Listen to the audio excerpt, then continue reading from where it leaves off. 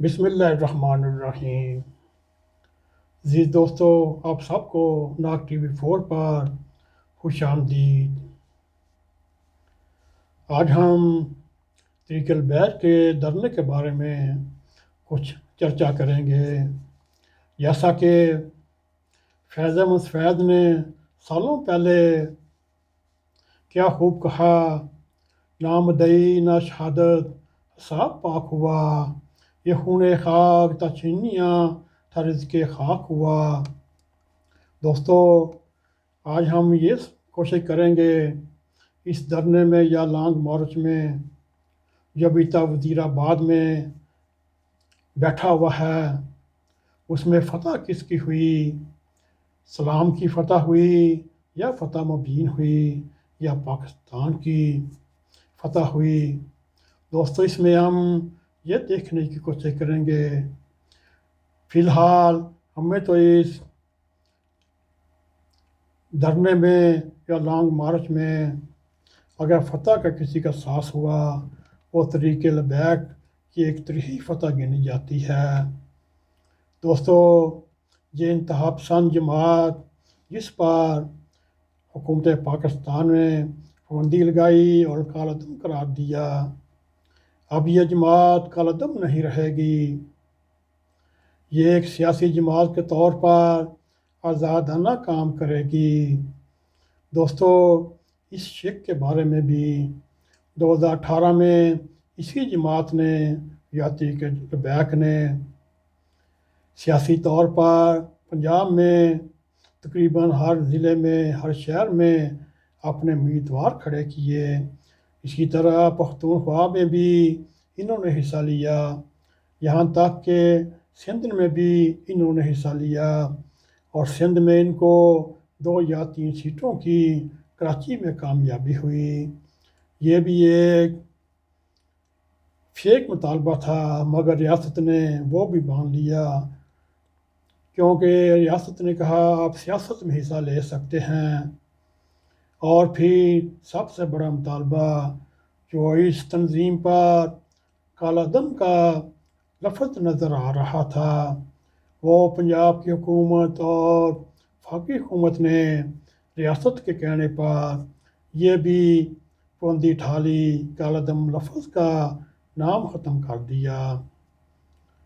اور دھرنے میں یا لانگ مارچ میں حصہ لینے والوں کے اوپر کسی قسم کا کوئی مقدمہ درج نہیں کیا جائے گا، اور جو پولیس نے یا خفیہ اداروں والوں نے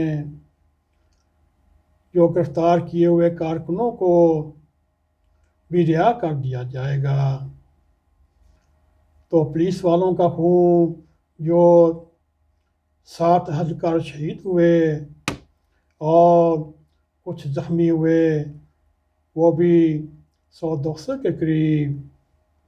اسی طرح جو میں نے شروع میں فیض احمد فیض کا شعر پڑھا، وہ یوں ہے، نہ مدعی نہ شہادت حساب پاک ہوا، یہ خون خاک ناشینیاں تھا رزق خاک ہوا۔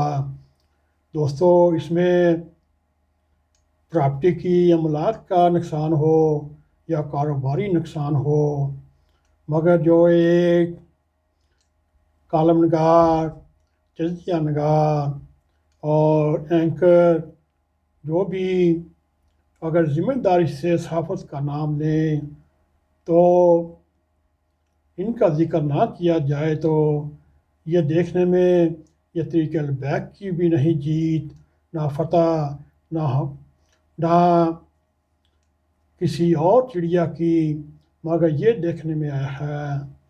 اس وقت حکومت نے پہلے 6 دھرنوں میں گھٹنے ٹیکے، مگر اس دھرنے کے آگے حکومت اتنی بے بس ہوئی، اتنی مجبور ہوئی، اس نے گھٹنے ٹیکنے سے آگے بڑھ کر اس دھرنے کے سامنے، ان نعرہ جات کے سامنے لیٹ گئی، اور جو وہ تنظیم طریق البیک والے منوانا چاہتے تھے، وہ ریاست نے وہ سارے شرائط مان لی۔ اس کو آگے بڑھانے میں ایک عرصہ سال 2 سال سے پاکستان کے مشہور معروف مفتی منیب الرحمان صاحب جب سے چیئرمین اور ارتحلال کمیٹی سے ہٹے ہیں وہ فارغ التحصیل تھے۔ جیسے ہی ان کو موقع ملا انہوں نے طریق البیک کا گارنٹی دے کر ریاست کے ساتھ بات کی اور ریاست میں بات چیت کرنے میں سیلانی ٹرسٹ کے مولانا بشیر احمد اور کچھ اور دوست تھے، انہوں نے ریاست سے ان صاحب کو حب الوطنی کا ڈپلوما لے کر دیا اور خدمت دین کا پروانہ لادا، مگر اس میں ریاست کو کیا ملا یا ریاست میں رہنے والوں کو کیا ملا؟ کیا یہ پاکستان کی جیت گنی جا سکتی ہے یا نہیں؟ اس اسلام کی فتح بھی کیسے کہا جا سکتا ہے؟ یہ تو وہ ہوا کیسا معاہدہ، کون سا معاہدہ؟ ان سوالات کے جواب ہمارے پاس تو نہیں، یا یوں کہیے ہمارے پاس اتنی دور اندیشی نہیں ہے، نہ ہی وہ نظر آئے جو ریاست کے گنے چنے کردار ہیں ان کو طے ہوئی۔ ممکن ہے اس میں اسلام کی فتح مبین اور امت مسلمہ کا فتح یاب ہونا ان کو نظر آتا ہو، بہرحال مجھے تو نظر نہیں آ رہا۔ میں تو کسی خیر جوگا بھی نہیں۔ جب برصغیر میں طریق خلافت برپا ہوئی اور برصغیر کی چاروں طرف گوگا تھا، امیہ اسلام و ملت کا چیلنج درپیش ہے، یہ تحریک اسی مقصد کے لیے اٹھی جو گاندھی صاحب نے بھی مسلمانوں کو ہندوستان چھوڑ کر ترکی کی خلافت بچانے کے لیے بھی بھیجنا شروع کیا۔ تو ہم یہ سوچتے تھے جس خلافت کی طبی عمر پوری ہو چکی ہو اور خود ترک جس کی قبائے چاک کرنے کو ہیں، تو برصغیر کے مسلمان خلافت عثمانیہ کو کیسے بچا سکتے ہیں؟ پھر وہ سوچتے ہیں جو بات میری سمجھ میں آ رہی ہے وہ مولانا محمد علی جوہر، شوکت علی صاحب جیسے اکابر کو نہیں آئی، اور اس میں بھی آج تک میں مغالطے میں ہوں کہ اس معاہدے میں اسلام اور پاکستان کی فتح کہاں ہے۔ بلکہ سچ یہ ہے میرے دوستو، مجھے اس کے برعکس دہائی دے رہا ہے، جو میرے ذہن میں ہے یا میں سوچتا ہوں وہ میری بات کہیں نہیں جا رہی۔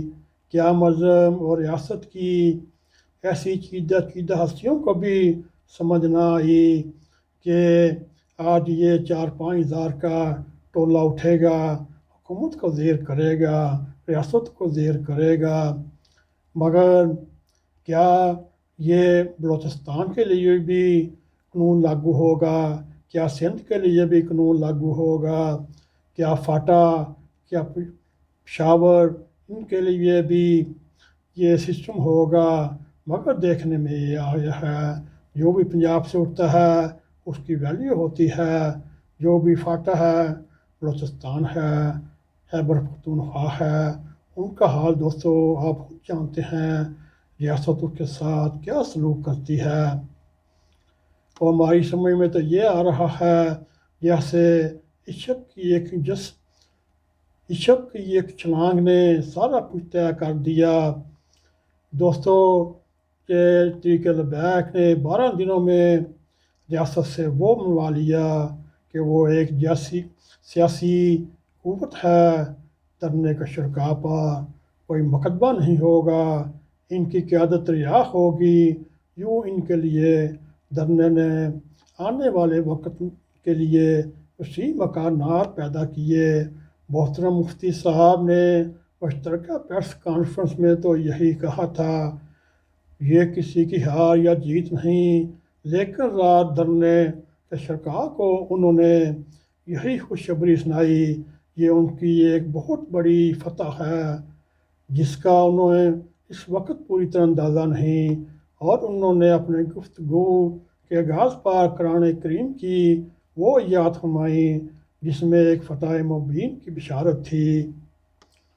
دوستو، پھر انہوں نے اسی پریس کانفرنس میں موجودہ حکومت کا پول کھولا اور ارشاد فرماتے ہیں، اس وقت حکومت کے وزیر، مشیر، معاونین، حتیٰ کہ پرائم منسٹر جھوٹے ہیں، جھوٹوں کے سردار ہیں۔ یہ ہر وقت اسکرین پہ بیٹھ کے جھوٹ بولتے ہیں۔ یہ میں نہیں کہہ رہا، یہ مفتی منیب الرحمان صاحب نے ٹی وی میں پریس کانفرنس کے موقع پر دعا کی، اور مفتی صاحب نے ساتھ یہ بھی واضح کیا کہ حکومت کی طرف سے جو لوگ شریک ہوئے وہ بھی انہوں نے ہی منتخب کیے، اور انہوں نے انہی لوگوں کے ساتھ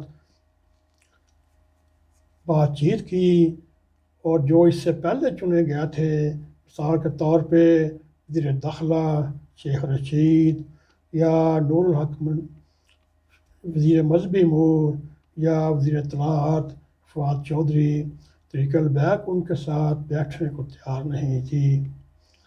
اور یہ تو وزیر داخلہ کئی منصب بتا سکتا ہے، میرا جیسا عام بندہ، مسکین بندہ کیا اندازہ لگا سکتا ہے۔ اور ایک بات یہ ہر فرد جانتا ہے، وہ اس کی اپنی نہیں، اس نے ایک جلیل القدر صاحب علم کی سن رکھی ہے۔ ریاست جب انتہا پسندانہ مذہبی افکار کی حامل جماعتوں کو قومی سیاسی جماعت کے طور پر قبول کرے گی تو یہ دراصل ان افکار پر ریاست کی طرف سے مہر ہوگی اور تصدیق کرے گی۔ اگر کل کوئی جماعت ایسے خیالات کے ساتھ سیاسی کردار ادا کرنے کو تیار ہو تو کیا ریاست اسے بھی موقع دے گی؟ کیا ملک اس باب میں کوئی قانون موجود ہے؟ اور آخر میں ایک غلطی کئی غلطیوں کو جنم دے رہی ہے۔ دوستو، آپ سمجھ رہے ہیں یہ مصیبت یا بحران ٹل گیا نہیں، بلکہ یہ گمبھیر ہو چکا ہے۔ انتہا پسند تنظیماتوں کو سند جواز طاعہ کرنے کا مطلب ان کے افکار کی ریاست قبول کرتی ہے۔ اب وہ مذہبی جماعتیں بھی یہی راستہ اپنائیں گی جو سیاسی اور جمہوری ہیں۔ مثال کے طور پر جماعت اسلامی، جمعیت علماء اسلام نے طریق البیک کو پورا تعاون کا یقین دلایا۔ یہ بات باعث اطمینان تھی۔ وہ جمہوری جدوجہد کر رہے تھے، ان کا ایجنڈا بھی دوسرا تھا۔ صورتحال مختلف ہوگی۔ اس کے مثال کے طور پہ اخبار میں آیا، جماعت اسلامی نے بھی اس طرف دیکھنا شروع کیا۔ انہوں نے اپنا ایک وفد قاضی علم دین کے مزار پر بطور خاص بھیجا گیا، اور یہ آنے والے وقت جو آنکھیں رکھتے ہیں ان کے لیے بہت بڑی نشانیاں ہیں۔ بہرحال طریق البیک کی قیادت کو یہ داد دینی پڑے گی، انہوں نے ہر ایک قدم سوچ سمجھ کر بڑھایا، اور انہوں نے جو پلان کیا تھا اس کے ذریعے اپنے وجود کو منوا لیا۔ جی دوستو، اس میں کیا شبہ ہے، کوفتے بازو سے جو منوایا جائے، مگر ہمیں یہی خوف لگا رہے گا، کوفتے بازو سے وجود منوانے کا یہ رواج اگر چل نکلا تو پھر قوت ہی فیصلہ کون رہ جائے گی۔ علم سیاست دوستو، آپ بھی سوچیں کہ ہمارے فقہی روایت میں طاقت کے استعمال پر ریاست کی جارحداری ہو سکتی ہے، اور وہ بھی قانون کے تابع۔ ہمارے ریاست نے قوت کے استعمال پر غیر ریاستی حق بھی تسلیم کر لیا۔ اسی طرح ایک غلطی بار بار انڈے دیتی ہے، اور جب وہ بار بار انڈے دیتی ہے ان سے بچے نکلتے ہیں، پھر غلطیاں بنتی ہیں، غلطیاں بنتی ہیں۔ اس وقت ریاست اس موقع پر آ کر پھنس چکی ہے، وہ اب کیا کریں؟ دوستو، اگر آپ یہ کالم پڑھتے پڑھتے یہاں تک پہنچ جائیں تو بتائیے کیا فی الواقعہ کیا کہنا چاہیے؟ معاہدہ کس کی جیت ہے؟ طریق البیک کی جیت ہے یا پاکستان کی؟ آخر میں ہم یہی دعا کے ساتھ پروگرام ختم کرتے ہیں۔ اس سارے پروسیجر میں ایک ہی ٹکڑا ایت کا آتا ہے، انا للہ و انا الیہ راجعون۔ دوستو، اگر آپ کو ہمارا یہ پروگرام پسند آئے، اس کو لائک بھی کریں، اس کو شیئر بھی کریں، اور کمنٹ سیکشن میں جا کے اپنا اظہار خیال کریں، اور جاتے جاتے ٹاک TV4 کو سبسکرائب کریں، ہمیشہ کی طرح بیل آئیکن کو پریس کریں تاکہ ہماری تازہ ویڈیو آپ تک پہنچی رہیں۔ اسی کے ساتھ السلام علیکم ورحمۃ اللہ وبرکاتہ۔